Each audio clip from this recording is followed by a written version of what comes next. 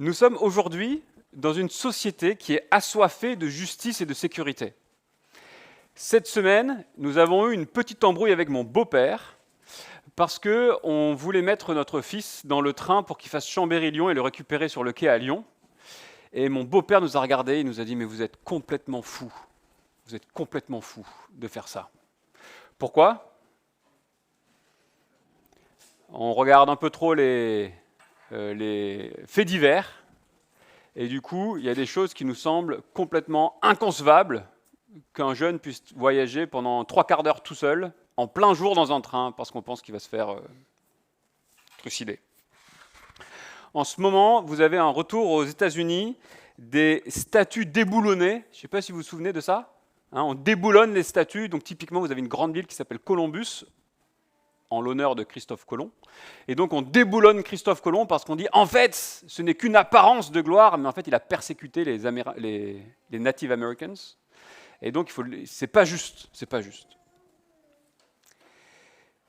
Nous vivons dans une forme d'utopie où nous aimerions que nos chefs soient parfaits, nous aimerions respecter que des personnes parfaites, mais nous sommes constamment découragés, surtout que déboulonner un bonhomme qui était imparfait il y a 500 ans ne fait pas que les bonhommes d'aujourd'hui soient des bonnes personnes. Donc on regarde le passé, on est résigné. On regarde aujourd'hui, on est résigné. On veut mettre notre fils dans le train, on est résigné. Vous avez vu, on a une recherche de justice. Voici un tableau. Jean, est-ce que tu peux couper la lumière sur la scène ? Voici un tableau de Anselm Kiefer.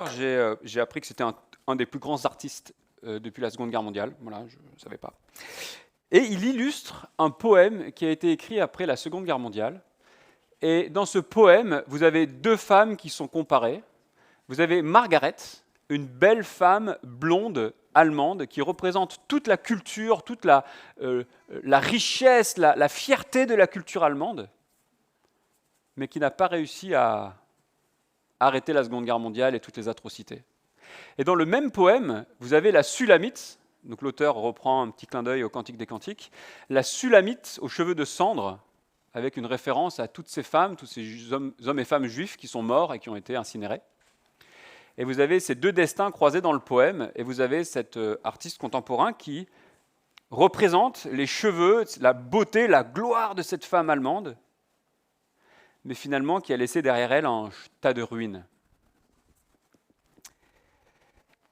Et il nous interroge, et il dit, ben voilà, on pensait être arrivé, on pensait, nous l'homme, à se construire, et on a laissé un tas de ruines.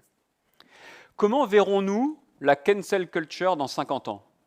Notre génération qui a déboulonné les statues. Qu'est-ce qu'on va laisser derrière nous ? Quel regard porterons sur nous-mêmes dans 50 ans ? Est-ce que nous aussi on fera des tableaux comme ça ? On pensait faire du bien, mais en fait on a tout détruit derrière nous. Nous sommes en réalité dans une impasse humaine. Tu peux rallumer, Jean ? Nous sommes dans une impasse humaine. Et merci pour cette première partie de culte sur l'adoption de Dieu, sur la nouvelle naissance en Dieu. Et on va continuer parce que Jésus-Christ veut nous offrir un renouveau dans nos vies qui est au-delà de l'impasse que Anselm Kiefer a lui-même réalisée. Et vous savez, l'ironie, c'est qu'il se met en position de moraliste, Anselm Kiefer, en disant regardez, la culture, on n'y arrive pas.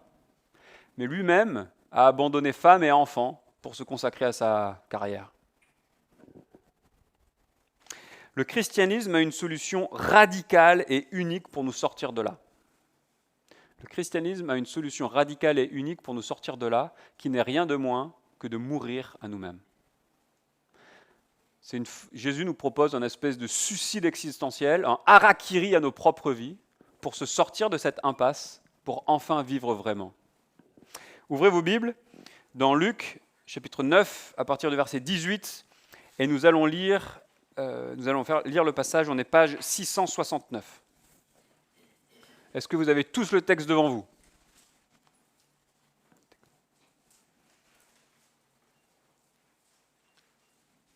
Oui, c'est bon ? Luc, chapitre 9, versets 18 à 27. Un jour, Jésus priait à l'écart et ses disciples étaient avec lui. Il leur posa cette question, « Qui suis-je d'après les foules ?» Ils répondirent, « D'après les uns, Jean-Baptiste, d'après certains, Élie, d'après d'autres, un des prophètes d'autrefois qui est ressuscité. Et d'après vous, qui suis-je » leur demanda-t-il. Pierre répondit, « Le Messie de Dieu. » Jésus leur recommanda sévèrement de ne le dire à personne.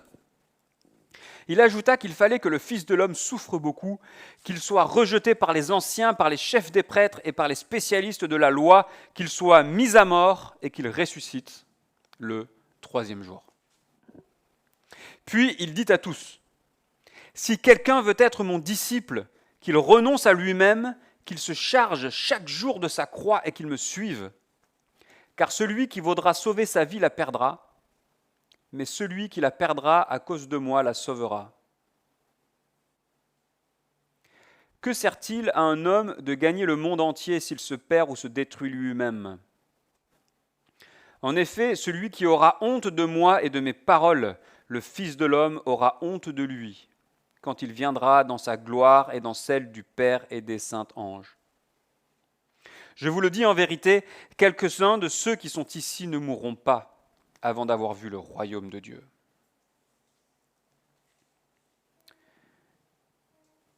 Ces quelques versets que nous venons de lire, c'est le grand basculement de l'évangile de Luc.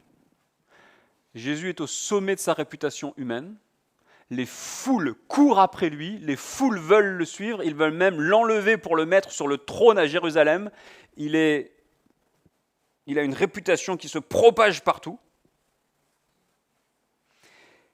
Et Jésus dit 2 choses. Il dit, d'un côté, vous avez raison, je suis bien qui vous supposez que je suis le roi divin, vous avez raison de me courir après, vous avez raison.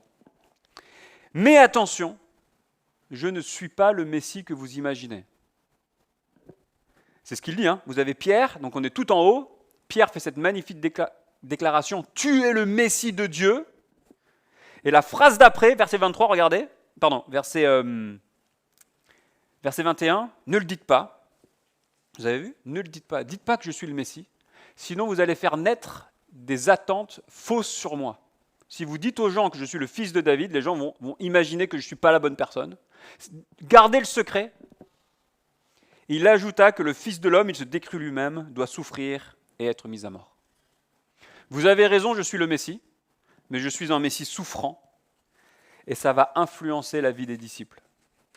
Le chapitre 9 de Luc, c'est une transmission de la mission de Jésus à ses disciples, et Jésus est en train de les former, il est en train de leur dire, « Oui, vous avez raison de me suivre, je suis le Messie, mais je suis un Messie souffrant, et donc votre vie de disciple va être à l'image de qui je suis. »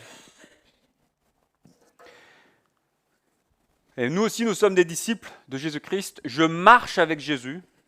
Je marche avec Jésus. Jésus, c'est l'envoyé de Dieu souffrant qui veut m'arracher, me sortir de mon humanité brisée pour vivre dans le royaume de Dieu. Alors, le texte se découpe naturellement en 3 parties. Et la première partie, c'est le débat sur qui est ce Jésus. Jésus, c'est l'envoyé de Dieu au-delà des solutions humaines. Donc vous avez ce débat qui dure maintenant depuis 2-3 chapitres, pour vous qui suivez Luc. Qui est ce Jésus, qui est ce Yeshua, ce rabbin ? Et là, Jésus met les pieds dans le plat, il regarde ses disciples et il dit, bon alors, qui suis-je ? Les gens ont des théories. Peut-être t'es Jean le Baptiste, peut-être t'es Élie, c'était des grandes figures connues. Les gens se disaient, c'est peut-être quelqu'un qui était mort et qui est ressuscité, comme ça il a des super pouvoirs. Jésus se tourne vers ses disciples et il leur dit, et toi ? Et vous ? Et vous ? Qui dites-vous que je suis ? Et Pierre a compris.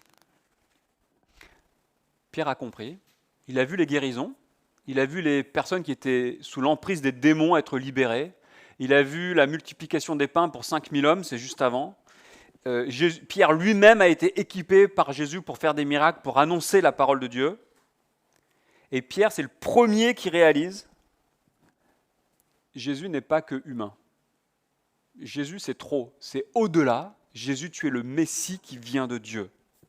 Jésus, tu es au-delà des prophètes humains. Jésus, tu viens de Dieu. Et là, il y a quelque chose de fort, c'est que, en réalité, Pierre, C'est le premier homme à dire ça.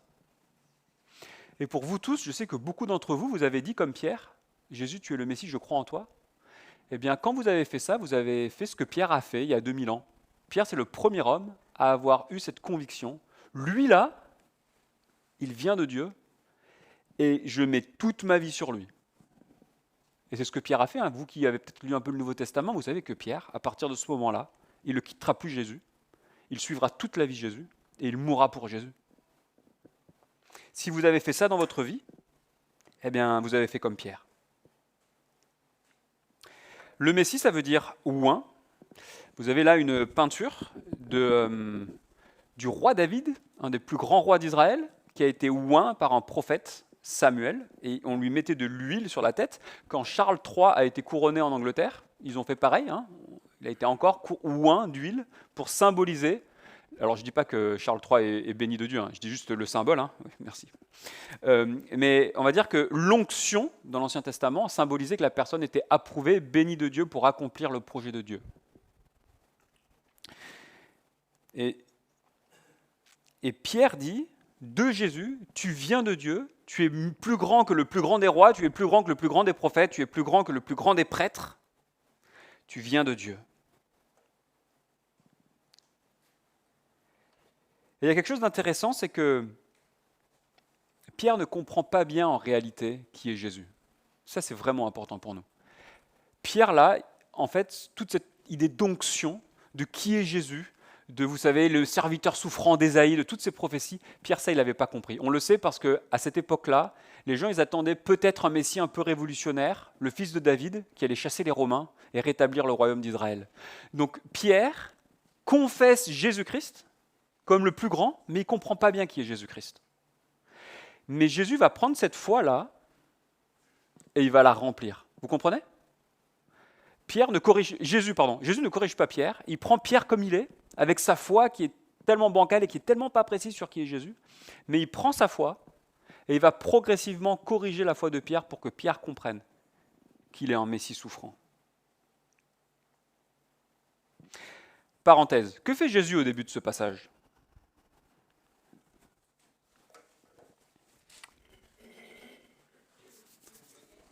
Il prie. Dans l'évangile de Luc, à chaque fois que vous avez une révélation particulière, que vous avez un moment clé de l'évangile, Jésus prie. Et ça, c'est un moment particulier. Parce que comprendre que Jésus ne vient pas, c'est pas juste un homme, c'est pas juste un prophète, c'est pas juste un conseiller, c'est pas juste un philosophe, mais c'est Dieu qui vient nous rendre visite. C'est Dieu qui nous le révèle. C'est Dieu qui nous le révèle. Et Jésus a prié pour que Pierre soit capable de le comprendre. Et n'oublions pas que dans tout notre cheminement spirituel, à la fin, on a besoin de Dieu. Que Dieu nous ouvre nos yeux pour comprendre qui il est. Alors, que retenir pour nous de cette première partie ? Nous, on a un peu le même risque de considérer Jésus un peu comme on a envie de le concevoir. Un psychologue, un doudou, un messie politique. Mais mettons notre foi en Jésus et laissons-nous instruire, comme Pierre s'est laissé instruire, que Jésus, ce n'était pas le Messie que Pierre voulait. Jésus, c'était le Messie souffrant que Dieu a envoyé. Jésus, c'est l'envoyé de Dieu au-delà de nos solutions. Ok ?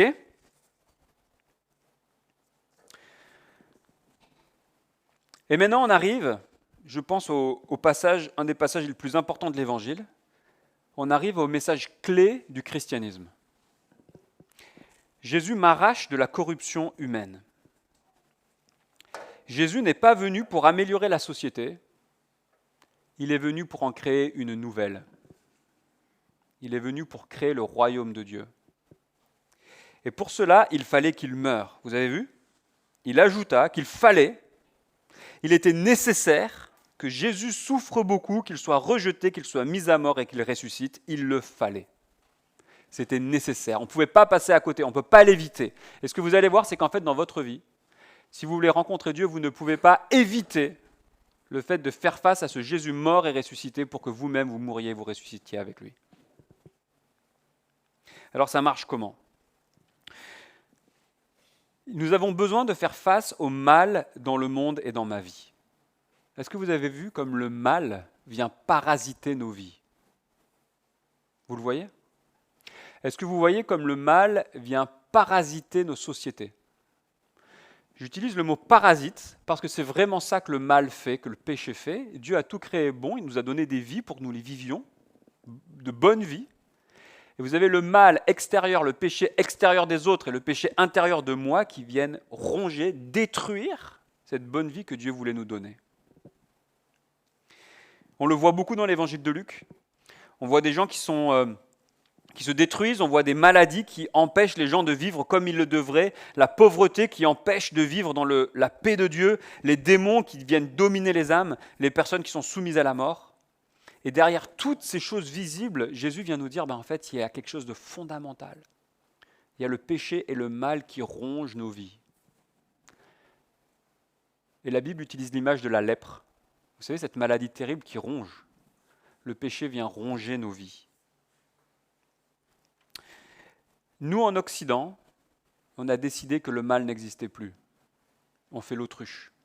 On fait semblant que tout va bien. Je vais vous donner un exemple, juste parce qu'on est obligé, si on ne s'arrête pas à ça, si vous ne vous dites pas à un moment donné, je dois gérer le mal, vous allez prendre la Bible, vous allez la regarder, vous allez dire, ouais, bon, c'est stimulant, mais vous allez le laisser de côté. Une fois, je discutais avec un homme, juste un exemple, je discutais avec un homme, on se présente, oui, je suis une belle personne, très belle carrière, professionnel accompli, vous auriez vu son CV, vous l'auriez embauché direct. On discute, il vient à l'église, etc. Je lui dis, sinon, t'es marié? Non, divorcé, ok. Et t'as des enfants? Ouais, j'en ai 2 ou 3, je sais plus. Et tu les vois? Non. Ça fait 10 ans que je les ai plus vus. Je fais, mais écoute, il y a des accidents de la vie, mais tu leur écris parfois juste pour leur dire que tu les aimes? Non, il n'y a rien. Mais je suis une belle personne. Alors moi, j'ai un ami qui a été abandonné par son père quand il avait 3 ans. Toute sa vie, c'est une lutte pour construire sa vie.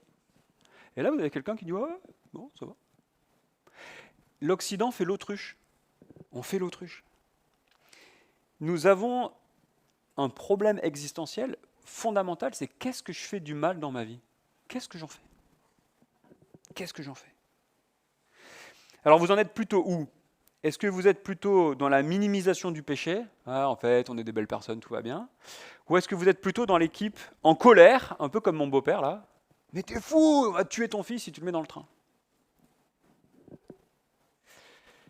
Et souvent on me dit, ouais, faut pas trop en faire, faut pas trop en faire. Cette semaine, il y a quand même un jeune qui vient de se faire tabasser à mort. Vous avez un bonhomme qui vient de passer 1000 milliards de capitalisation boursière. On ne sait même pas quel mot il faut utiliser pour décrire sa fortune. On voulait dire que l'homme était bon, mais ça craque. Alors comment on traite ce mal? Comment je traite le mal dans ma vie? Comment je traite en fait mon cœur dur? Comment je traite quand moi aussi, j'ai envie de dire à mes gamins, comment je traite mes jalousies, mes comportements coupables? Comment je traite mes erreurs? Mon péché? Comment je traite quand je n'honore pas Dieu? Dans ma vie, dans mon cœur, dans mes actes, dans mon passé. Comment je fais? Eh bien, Jésus-Christ vient traiter le mal. Il fallait que Jésus meure pour pardonner le mal. Il porte nos péchés et il l'enlève. Dieu le juste exige une juste rétribution du péché. Ça, c'est pas à la mode. Dieu le juste juge, exige une juste rétribution pour le péché, et mon péché a été porté par Jésus-Christ. Il était nécessaire de procurer la justice. Jésus, c'est le seul homme qui a vécu une vie parfaite, et quand je me place sous l'autorité de Jésus, je suis au bénéfice de sa justice. Pourquoi les gens déboulonnent les statues? Parce qu'ils ne veulent pas être dans une ville qui honore, ils ne veulent pas vivre sous l'honneur, vous comprenez, dans une ville qui honore des gens injustes.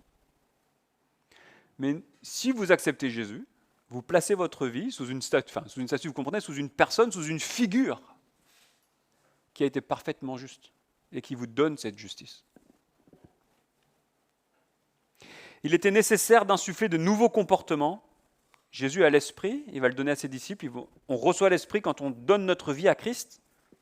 Et cet esprit vient nous transformer progressivement pour qu'on meure, pour qu'on devienne enfant de Dieu, pour qu'on meure à nous-mêmes. et qu'on vive pour Christ. Au verset 27, regardez ce que vous avez au verset 27. « Je vous le dis en vérité, quelques-uns de ceux qui sont ici ne mourront pas avant d'avoir vu le royaume de Dieu. » Les disciples verront Jésus ressuscité, sauf Judas, bien sûr. Et ce que Jésus dit, c'est que finalement, ce tableau, c'est plus la fatalité. Les disciples verront Jésus ressuscité. Et cette fatalité va s'effacer. Jésus, c'est le premier qui ressuscite, c'est le pionnier qui n'est plus prisonnier de nos limites humaines, qui va vivre parfaitement. C'est le chef parfait. C'est le nouveau chef d'un royaume d'un type nouveau qui est juste et bon. Les disciples verront, quand Jésus dit, c'est pas encore fait, mais les disciples ont vu Jésus ressuscité pour m'arracher de la domination de la corruption humaine. Et la question qu'on peut se poser, c'est comment est-ce que je m'associe à ça ? Jésus me précède aujourd'hui et demain dans le royaume de Dieu. Vous voyez le raisonnement ? On est dans un monde, dans une impasse. Le monde est dans une impasse. Mais nos petites vies sont dans une impasse. Comment on le gère ? Jésus meurt pour nous, il nous pardonne, il nous communique sa justice. Et maintenant, comment on fait ?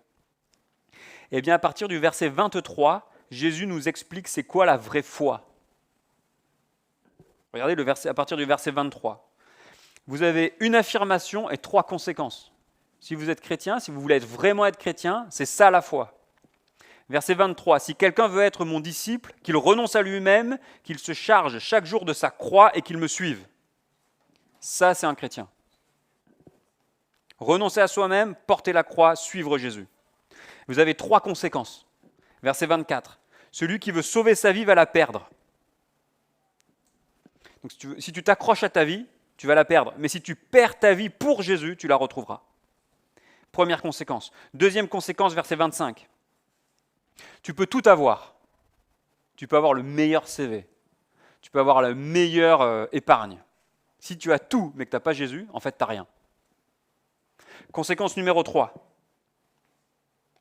Celui qui aura honte de moi et de mes paroles, le Fils de l'homme aura honte de lui, quand il viendra dans sa gloire et dans celle du Père et des saints anges. Donc là, on a un enjeu de qu'est-ce qui est glorieux, qu'est-ce qui est honteux. C'est pour ça que Jésus nous parle de la croix.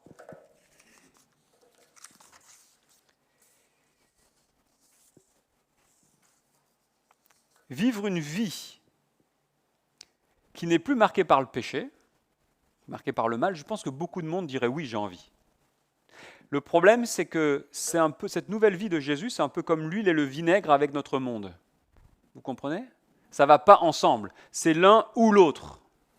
Soit vous dites, j'utilise les trucs de ce monde pour m'en sortir, ou bien vous dites, c'est Jésus et rien que Jésus. Vous avez vu ? Et c'est Jésus qui le dit.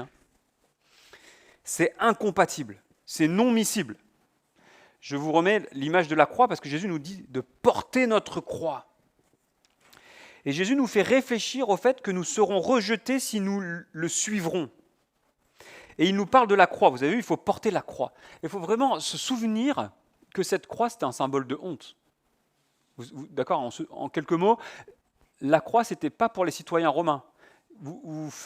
C'était que pour les esclaves, les gens qui n'étaient pas citoyens, et l'objectif de la croix, c'était de faire souffrir le plus longtemps possible et d'humilier le plus possible. Parce que vous savez, on représente souvent Jésus avec un petit truc autour des parties intimes quand il est sur la croix, mais en réalité, on crucifie les gens nus. Parce qu'ils agonisaient nus au vu de tout le monde. Et Jésus nous amène sur cette réflexion que le suivre, en réalité, c'est une honte aux yeux du monde.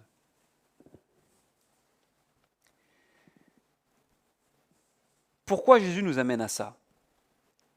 Jésus nous amène à ça parce que naturellement, notre ego va rechercher toujours le confort, l'honneur et la sécurité. Toujours. On recherche toujours ça. C'est naturel, c'est une tendance naturelle. Et on va le chercher dans les choses humaines. On va chercher le confort dans nos loisirs. On va chercher l'honneur aux yeux de nos amis. On va chercher la sécurité dans nos finances. Mais un disciple de Jésus ne fait plus ça. Il ne cherche plus ça. On va chercher le confort, l'honneur et la sécurité en Jésus, et ce n'est pas miscible avec la société. Et forcément, ça nous amène au rejet, ça nous amène à la honte, et ça nous amène à la souffrance. L'apôtre Pierre sera notre exemple pour ça. Il va être rejeté, il va être persécuté et il mourra à Rome. Ça nous amène dans un débat intérieur qui est tellement difficile. Notre chair, notre ego veut tellement la sécurité, tellement un confort, on veut tellement un honneur terrestre. Mais notre âme renouvelée veut Jésus-Christ, veut être avec lui, et c'est une bataille. Vous êtes d'accord que c'est une bataille ? Cette bataille, on ne peut pas la vivre seul. On doit la vivre ensemble. On va prendre la scène pour conclure ce message ensemble, parce que c'est quoi la scène ? Ça représente le corps brisé de Jésus, ça représente le sang de Jésus, ça représente cette scène absolument immonde. Et en fait, régulièrement, nous c'est une fois par mois, c'est parfois plus, parfois moins, mais régulièrement ensemble, on vient à Jésus, on se souvient, ma vie elle est brisée, ma vie elle est morte, je m'associe à ta mort, je ne veux plus de ma vie qui me casse tout pour vivre pour toi. Regardez, est-ce que parfois vous n'en avez pas tellement marre quand votre moi naturel, votre ego brise les situations ? Vous n'en avez pas marre de ça ? Vous n'êtes pas fatigué de vous-même parfois ? Moi je suis fatigué de moi-même. Je suis fatigué de moi-même. Et ce n'est pas tellement rassurant et tellement bon quand de temps en temps, on meurt à cet ego et on laisse Christ diriger nos vies et nos relations. Et à ce moment-là, est-ce que ce n'est pas tellement bon, n'est-ce pas ? Regardez comme, on le voit très bien pour plutôt les ados, mais regardez comme on est tellement sensible au regard des autres. Vous avez vu ces jeunes qui sont tellement stressés s'ils n'ont pas un like ? Mais est-ce que ce n'est pas bon pour les ados et pour nous, à un moment donné, de dire, mais en fait, ce qui compte, ce n'est pas le regard des autres, c'est Jésus. Finalement, ce que les autres pensent de moi. Je vous propose un temps de réflexion. Toi qui n'es pas croyant, peut-être que tu penses que c'est complètement stratosphérique ce qu'on est en train de parler là. Mais peut-être, est-ce qu'il n'y a pas une réflexion à avoir que de se sortir de ces solutions humaines qui nous amènent comme Kiefer nous en parle, toujours dans cette impasse. Et toutes les choses humaines, à chaque fois qu'on les regarde dans le passé, on se rend compte que ça amène la désolation. Et peut-être qu'il faut regarder à une solution qui n'est pas humaine, qui s'appelle Jésus-Christ. Toi, peut-être, tu découvres Jésus et tu as envie de suivre Jésus. C'est le moment de réfléchir, comme Pierre va apprendre, Jésus, ce n'est pas du développement personnel. C'est la mort personnelle pour trouver Jésus. Mais il y a un miracle qui se passe, c'est que quand on meurt à soi-même, alors on trouve vraiment la vie. Et peut-être que toi, tu as déjà choisi de mourir à toi-même pour vivre Jésus, et ce n'est pas facile, mais c'est une grande joie. Parce que quand on meurt à nous-mêmes, c'est douloureux, mais en fait, quand on perd la vie pour Jésus, on la sauve. Si on n'a pas honte de Jésus, eh bien on aura la gloire quand Jésus reviendra avec le Père et les saints anges. Il y a une joie, non ? Alors prenez un temps de réflexion et de réfléchir à cette proposition de Jésus-Christ.